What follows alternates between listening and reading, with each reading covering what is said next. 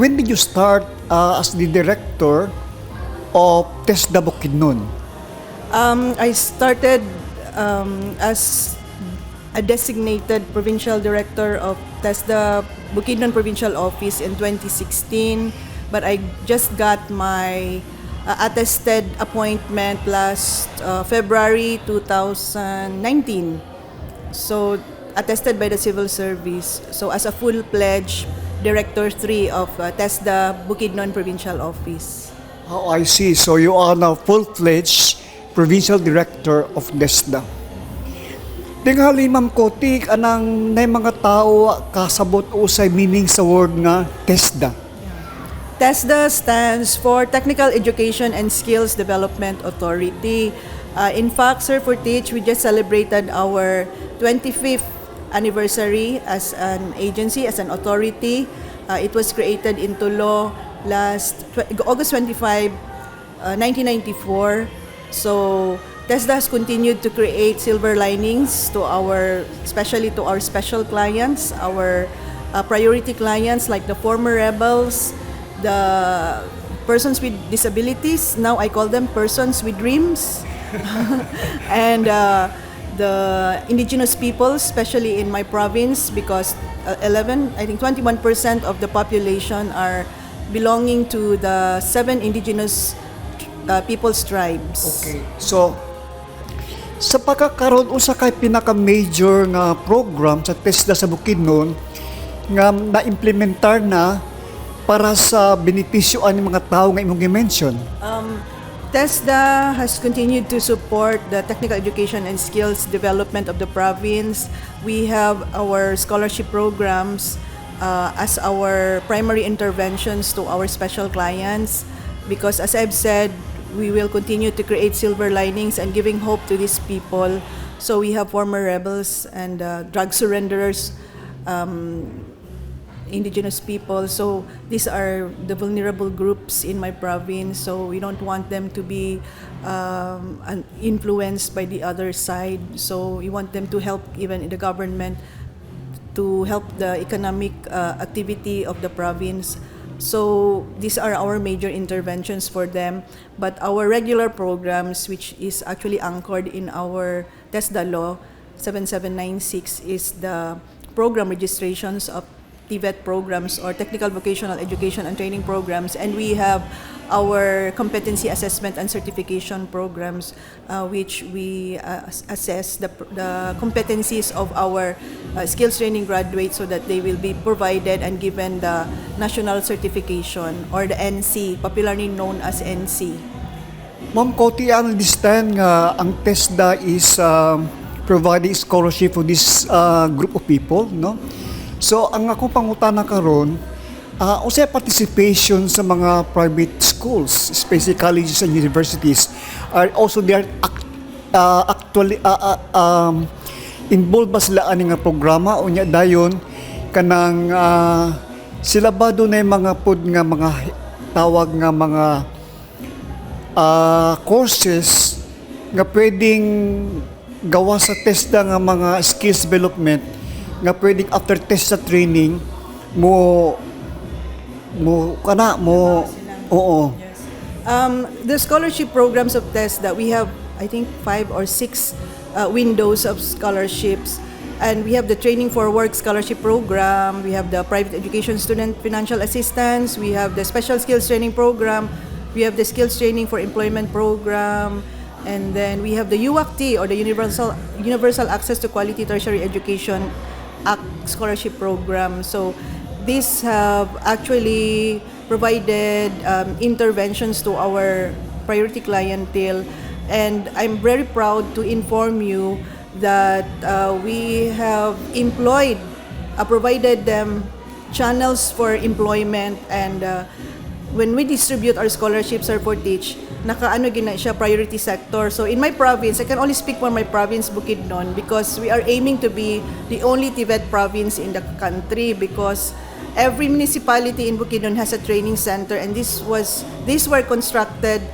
through the support of our good and kind Senator Juan Miguel Zubiri. So it's the only province in the entire country with skills training centers in every local government unit. So murag muaim gud mi nga we are the only TVET province. I mean, tanan tao, we want them to be productive, to be active, contributor to our economic development in the province. So ako gyud dream for the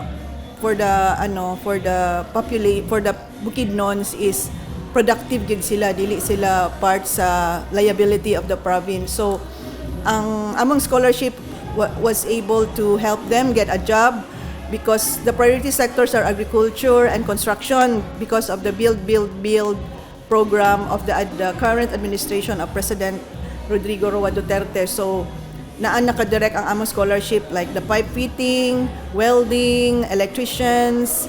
So nakadirect din ha, and one of our biggest employer is the Abuetes Construction Incorporated. So sila ang ga-hire sa among mga graduates, and it's good to know that even our former rebels were able to land in good jobs. Pauman. So far, Ma'am Kotie, kuan ba ang response sa population sa Bukidnon na kini mga sektor nga imong gi-mention? Are they that very eager and interested to join the program and because somehow they be able to land jobs in the future? Our partners in the implementation of skills training programs are our technical vocational education and training providers or the technical vocational institutions. So in Bukidnon, we only have, I think, mga 46 TVIs or technical vocational institutions who are directly implementing the programs to our priority clientele. So through our scholarship programs.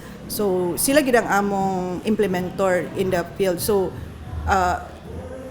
our active partners also are the infantry battalions and infantry brigades. So we have the 403rd Infantry Brigade, the 65th, the 8th, and the 88th Infantry Battalions because sila aman ga-identify kung sa mga former rebels.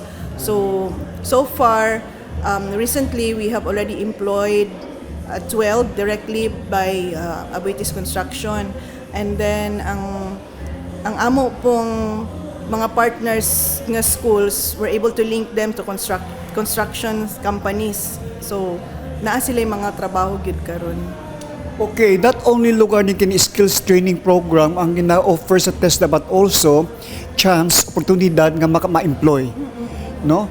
So, is this being done by other also regions in the Philippines? For other provinces, naagyapon ilang gimog because we have the same programs.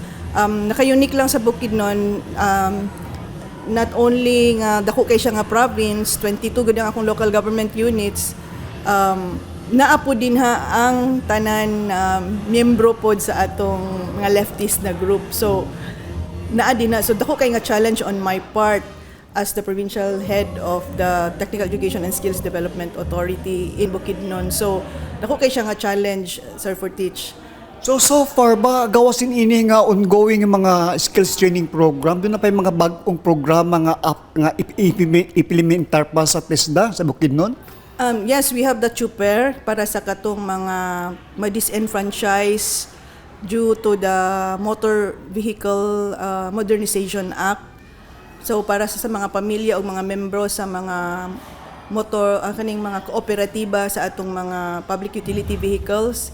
And then we have the RCEP or the Rice Competitiveness Enhancement Program. So naapod tay mga scholarship para sa atong mga agrarian reform beneficiaries, atong mga farmers nga maapektuhan pod sa atong rice competitiveness enhancement program. So naagya pun tay mga intervention sa ila, sir. So we only have September, October, November, December, 4 months left to implement all these programs. Mura galing o dako kani nga challenge para nimo, no? Personally, how would you be able to do all these things, no? Knowing you are new to the province, you are not from there, and also dili lang ang sector sa mga tao imong gina-deal na pay mga leftist. So personally, how do you see this? You see this as a challenge o murag doon na panahon nga di nako? Oo. Physically, my times that I get so enervated, muraog, but every day when I stepped on the province, the first time I stepped on the province, I sought God's guidance good every day kay Lord kanang ikaw man gyud nagdala sa ako dinhi. Please guide me. So far so good.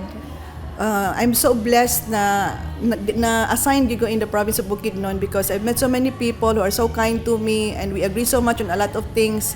So kuan gid siya kanang we were able to link with them, private industries like the Chamber of Commerce, the Department of Trade and Industries, the Department of Labor, the DSWD. Everyone is our partner in the province. So very challenging good on my part and I'm very blessed. So we are so glad and happy that with your kind of administration and with your presence in Bukidnon sa TESDA, ura og dunay added nga inspiration ug hope ang mga tao dito, no? Dili lang tao taga dito but somehow tong tao nakadungog niini makaingon sila nga hala. You are that person nga dili lang ingon nga professionally nga sa kagalingon kundi dunay bay give feeling para sa makarelate ug maka-influence sa kinabuhi sa mga tao for the better. Parting words, Ma'am Kotie, para sa kadaghanan nga naminaw karon. For me, this is what I always say, especially during those times na I'm invited as the guest speaker during graduation, that for our special clients, the drug surrenderers, the former rebels, to never lose hope. You never give up on your dreams. Always continue to work to achieve your dreams. Kaya duwa raman ang atong gahimoon sa atong kinabuhi, sir. To dream about it, and to wake up and work on achieving your dreams. Ana lang gyud. Tanan gyud ta na I hope na magbagong buhay. Especially sa akong mga former rebels, ako naka-witness na gyud ko. So, if you need our assistance and if you want to change your lives, you visit our TESDA office or you visit our TESDA, a little TESDA in the municipalities, ato mga CTEC or Community Training Employment Coordinator. You apply for a scholarship, you submit your scholarship through them, kay sila naman ang among mag-submit sa amuha, ana. And we'll just talk about it. So we are very thankful and praise the Lord, no? Kay ang imong ang imong career dili lang nakasentro sa imong profession but somehow do na katoy desire and also because that's the Lord's will, no? To be able to influence other people for the better. Thank you kay Ma'am Kotie. Thank you, sir.